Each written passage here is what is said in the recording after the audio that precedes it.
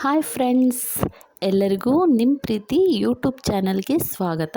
ಇವತ್ತು ನಾನು ನಿಮಗೆ ಮೊಳಕೆ ಬರಿಸಿದ್ದು ಕಾಳಿನ ಪಲ್ಯ ಹೇಗೆ ಮಾಡೋದು ಅಂತ ನಿಮ್ಮ ಜೊತೆ ಶೇರ್ ಮಾಡೋದಕ್ಕೆ ಬಂದಿದ್ದೀನಿ. ಇಲ್ಲಿ ನೋಡಿ, ನಾನು ಒಂದು 3 ಥರದ ಕಾಳನ್ನು ನೆನೆಸಿ ಅದನ್ನು ಮೊಳಕೆ ತರಿಸಿ ಇಟ್ಟಿದ್ದೆ.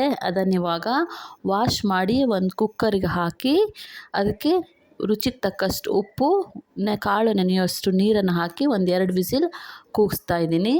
ಇವಾಗ ಮಸಾಲೆ ರೆಡಿ ಮಾಡ್ಕೊಳ್ಳೋಣ ಬನ್ನಿ. ಒಂದು ಮಿಕ್ಸಿ ಜಾರ್ಗೆ 1 ಕಪ್ ಕಾಯಿ ತುರಿ, 1 ಇಂಚ್ ಶುಂಠಿ, ಒಂದು 4 ಎಸಳು ಬೆಳ್ಳುಳ್ಳಿ, ಒಂದು ಚಿಕ್ಕ ಪೀಸ್ ಚಕ್ಕೆ, 4 ಲವಂಗ, ಒಂದು ಅರ್ಧ ಸ್ಪೂನ್ ಧನಿಯಾ ಪುಡಿ, 1 ಸ್ಪೂನ್ ಖಾರದ ಪುಡಿ, 1/4 ಸ್ಪೂನ್ ಅರಿಶಿನ ಪುಡಿ, ಅರ್ಧ ಸ್ಪೂನ್ ಗರಂ ಮಸಾಲೆ ಪುಡಿ, ಇದನ್ನೆಲ್ಲ ಹಾಕಿ ಇದಕ್ಕೆ ನಾನು ಯಾವುದೇ ನೀರನ್ನು ಹಾಕದೆ ತರಿಯಾಗಿ ಹಾಗೆ ರುಬ್ಕೋತಾ ಇದ್ದೀನಿ. ಇಲ್ಲಿ ನೋಡಿ, ಇಷ್ಟಾದರೆ ಸಾಕು. ಇಷ್ಟು ತರಿಯಾಗಿರಬೇಕು. ಇದಕ್ಕೆ ನೀರೇನು ಹಾಕಬಾರ್ದು, ನೀರು ಹಾಕಿ ಪೇಸ್ಟ್ ಮಾಡಬಾರ್ದು. ಇದನ್ನು ಇಷ್ಟಾದರೆ ಸಾಕು. ಇವಾಗ ಬನ್ನಿ ಒಗ್ಗರಣೆ ರೆಡಿ ಮಾಡೋಣ. ಒಲೆ ಮೇಲೆ ಒಂದು ಬಾಣಲಿ ಇಟ್ಟು ಅದಕ್ಕೆ ಸ್ವಲ್ಪ ಎಣ್ಣೆ ಹಾಕಿ, ಎಣ್ಣೆ ಕಾದ ಮೇಲೆ ಸ್ವಲ್ಪ ಸಾಸಿವೆ, ಸ್ವಲ್ಪ ಜೀರಿಗೆ ಹಾಕಿದ್ದೀನಿ.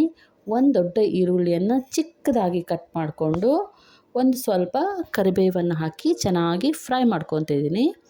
ಈ ಫ್ರೈ ಆದಮೇಲೆ ನಾವು ರುಬ್ಕೊಂಡು ಇಟ್ಕೊಂಡಿದ್ವಲ್ವ, ಆ ಪೌಡ್ರನ್ನು ಹಾಕ್ತಾಯಿದ್ದೀನಿ. ಇದನ್ನು ಜಾಸ್ತಿ ಫ್ರೈ ಮಾಡಬೇಕು ಅಂತ ಏನಿಲ್ಲ, ಒಂದು 2 ನಿಮಿಷ ನೀವು ಫ್ರೈ ಮಾಡಿದ್ರೆ ಸಾಕು. ಇದು ಕಾಯಿ ಹಾಕಿರೋದ್ರಿಂದ ಅದರಲ್ಲಿರೋ ಎಣ್ಣೆಯನ್ನೆಲ್ಲ ಹೀರ್ಕೊಂಡ್ಬಿಡುತ್ತೆ. ಸ್ವಲ್ಪ ಫ್ರೈ ಮಾಡಿಕೊಂಡ್ರೆ ಸಾಕು. ಇವಾಗ ಬೇಯಿಸ್ಕೊಂಡಿದ್ದಂಥ ಕಾಳುಗಳನ್ನು ಹಾಕ್ತಾಯಿದ್ದೀನಿ. ಇದು 2 ವಿಸಿಲ್ ಹೊಡೆಸ್ಕೊಂಡಿದ್ದೆ. ಇವಾಗ ಇದನ್ನು ಚೆನ್ನಾಗಿ ಮಿಕ್ಸ್ ಮಾಡಬೇಕು. ಆ ಮಸಾಲೆ ಜೊತೆ ಈ ಕಾಳೆಲ್ಲ ಚೆನ್ನಾಗಿ ಮಿಕ್ಸ್ ಆಗಬೇಕು. ಇಲ್ಲಿ ನೋಡಿ, ಈ ಥರ ಮಿಕ್ಸ್ ಮಾಡ್ಕೋಬೇಕು. ನಾವು ಮಾಡುವಂಥ ಅಡುಗೆಯಲ್ಲಿ ಹೆಚ್ಚೆಚ್ಚು ಕಾಳುಗಳನ್ನು, ಸೊಪ್ಪನ್ನು, ತರಕಾರಿಯನ್ನು ಬಳಸಿ ಮಾಡೋದ್ರಿಂದ ನಮ್ಮ ದೇಹಕ್ಕೆ ಬೇಕಾಗಿರುವಂತಹ ಪೌಷ್ಟಿಕಾಂಶಗಳು ಸಿಗುತ್ತೆ.